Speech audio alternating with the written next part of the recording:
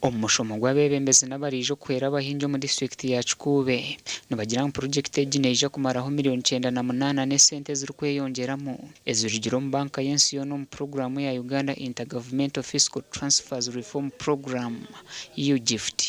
Omu purogyekiti egi abahingi abaine hiika emwe kusya hari 2 n'ekicweka kandi abamizi gabari omu buringwa bwa mita rushanju nibaza kukwatirwaho gavumenti okutunga byona ebirikwejunisibwa omu kufuhirira ebihingwa rero bashashura akasente kakye karinganiire. Gavumenti ekwetebwa EUGIFT Micro Irrigation Program.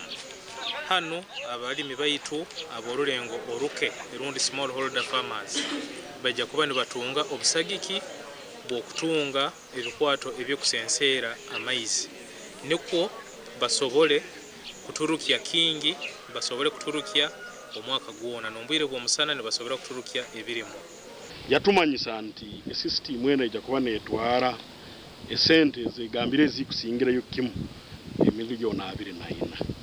Otukuzicwanganizamu obucweka 25 kyaleeta $6 ezakuyisa na ziri nyingi amulimi waitu buli kiro.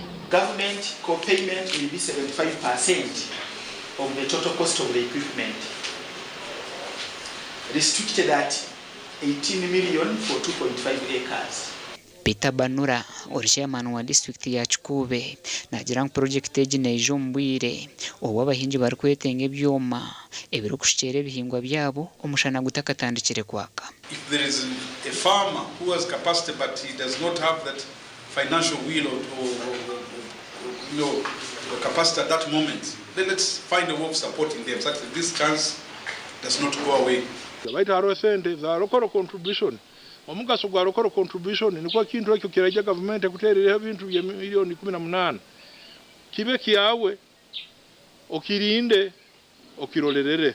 Bamwe mu bahingi nabasime encourage ndasaba government ekwatire ha muntu wa hansi ha program ya co-funding 6 million nyingi obukade mukaga muntu muhingi ne bwingi munono. If you want to take horticulture, you grow onions, you grow tomato, you grow cabbages at this very dry season.